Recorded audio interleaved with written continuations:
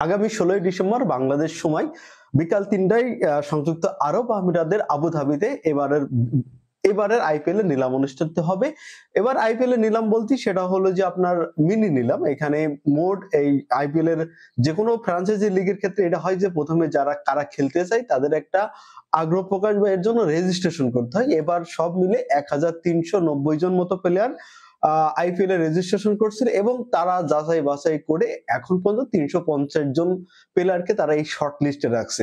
Short list বলেন এর যেহেতু এটা মেগা অকশন না, এটা হচ্ছে মিনি অকশন। সেই মিনি অকশনে ৩৫০ জন প্লেয়ারকে রাখা হয়েছে। এই ৩৫০ জনের মধ্যে ২৪০ জন হচ্ছে ভারতীয় আর ১১০ জন হচ্ছে সারা বিশ্বের ওভারসিজ প্লেয়ার।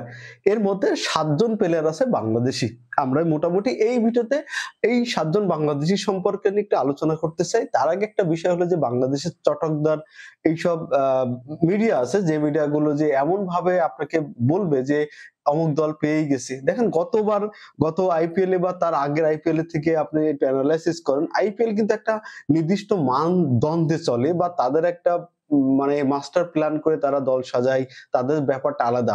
তো বাংলাদেশের যে মিডিয়া গুলো আছে যে আমি বেশ কয়েকদিন ধরেও দেখতেছি যখন নিলাম হয় তখনই বাংলাদেশের বেশ কিছু মিডিয়া কন্টেন্ট ক্রিয়েটর আছে তারা এমন ভাবে প্রচার করে যে অমুকের অলরেডি কেনা হয়ে গেছে। ধরেন রাকিবুলকে অমুক দল কিনে নিয়েছে, রিশাদকে অনেক দলের সাথে কথা হয়ে গেছে, তারা অমুক দলের নিশ্চিত, মুস্তাফিজকে অমুক দলের সাথে কথা হয়েছে, অমুক দলের মালিককে ভালো লাগেছে, তাকে সেই একদম চূড়ান্ত করে ফেলেছে। বাংলাদেশের ক্ষেত্রে বা বাংলাদেশের প্লেয়ারদের ক্ষেত্রে বা বিশ্বব্যাপী তারা কিভাবে মিলে ধরতে পারে সেই ব্যাপারটা খুব বেশি মনে হয় যে বাংলাদেশের যারা মিডিয়া আছে বা এই ধরনের যারা উল্টাপাল্টা কথা বলে, এটা একদম বিশ্রী লেভেলের একটা কথাবার্তা। আমার মনে হয় যে মিডিয়ার একটা মান সম্মানের একটা ব্যাপার থাকে, তাদের নিজেরও তো বুঝতে হবে। তো যাই হোক, বাংলাদেশের আমার মতে মনে হয় যে এই যে ৭টা প্লেয়ার বাংলাদেশে এখন পর্যন্ত যে শর্ট লিস্টে আছে তার মধ্যে প্রথমে নিচের দিক থেকে শুরু করি। প্রথমে আছে যে রাকিবুল হাসান হচ্ছে যে এখন পর্যন্ত বাংলাদেশের হয়ে আন্তর্জাতিক ম্যাচ অভিষেক হয়নি, যদিও এশিয়ান গেমসে একটা বা দুটো ম্যাচ আছে, সেটা আসলে আনুষ্ঠানিক ভাবে বলা চলে না। তো রাকিবুল হাসানকে অনূর্ধ্ব-19 বিশ্বকাপে ভালো বল করছিল, সদ্য সমাপ্ত এশিয়া কাপ রাইজিং স্টারেও সে ভালো বল করছে। এটা হইতে পারে যে তাদের ম্যান্ডেটরিতে থাকতে পারে, যদিও শর্ট লিস্টে তারা কেন বা রাখছে এরকম ক্ষেত্রে একটা বিষয় হতে পারে। ঠিক আছে। তারপর আছে শরীফুল ইসলামকে আমার মনে হয় না যে খুব বেশি নেওয়ার কোনো যুক্তি আছে।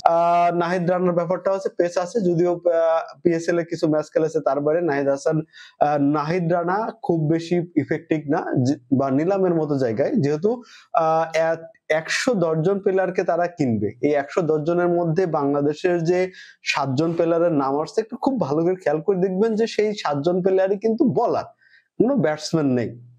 সেই প্রসঙ্গটা পরে আসতেছি। তারপরে তানজিম হাসান সাকিব ভালো বল করে, কিন্তু আমার মনে হয় যে সম্ভাবনা নেই। রিশাদ হোসেনের একটা ব্যাপারটা থাকতে পারে যে রিশাদ হোসেনের এবার যেহেতু বিপিএল সিরিজে হবার্ট হেরিকেন্সই খেলতেছে ২০ ব্যাগ লিগে, এবং সেটার মূল কারণ ছিল কিন্তু দুটো বিষয়। একটা মানুষ আমার কাছে অ্যারন ফিঞ্চের একটা ব্যাপার, রিকি পন্টিং এ মূলত তাকে নেয়ার সবচেয়ে বড় একটা আগ্রহ প্রকাশ করেছিল এবং তার জোড়াজুড়িতেই মূলত হবার্ট হেরিকেন্সে রিশাদ হোসেন যাচ্ছে। এবং রিশাদ হোসেনের সাথে মানে রিকি পন্টিং এর সাথে আরেকটা ব্যাপার আছে, রিকি পন্টিং আবার পাঞ্জাব কিংস এর সাথে যুক্ত আছে বা তাদের হচ্ছে কোচ। সেক্ষেত্রে আমার মনে হয় যে যদি রিশাদ হোসেনের একটা পসিবিলিটি থাকলেও থাকতে পারে। এই আরেকটা আছে তাসকিন আহমেদকে বিভিন্ন সময় বলা হয় যে আইপিএল এ যখন নিলাম হয় তাসকিন আহমেদের কোনো তখন খোঁজ থাকে না বা কোনো দল তাকে আগ্রহ প্রকাশ করে না। কিন্তু হয় কি, যখন কোন একটা প্লেয়ার, কোন একটা ফাস্ট বোলার যখন অসুস্থ হয়ে যায় বা ইনজুরি হয় তখন তখন হয়তো সেই ফ্রাঞ্চাইজি তার সাথে যোগাযোগ করে। এই ধরনের অনেকগুলো নিউজ হয়েছে বা এর আগে যখনও তাকে ডাক পড়েছে, কিন্তু ব্যাপারটা হচ্ছে এনওসির কারণে যাওয়া হয়নি।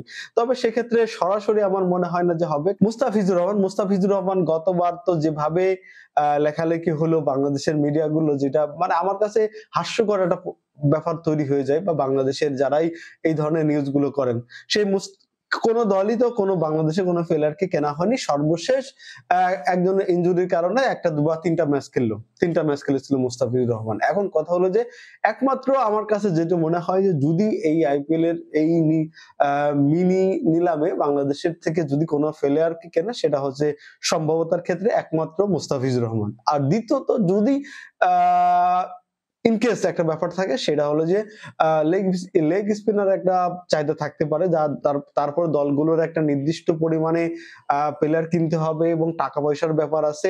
সব মিলে যদি ২ জন প্লেয়ার এই নিলামে ওঠে বাংলাদেশের ক্ষেত্রে নিলামে বিক্রয় হয় সেটা হচ্ছে যে মোস্তাফিজুর রহমান এবং রিশাদ হোসেন।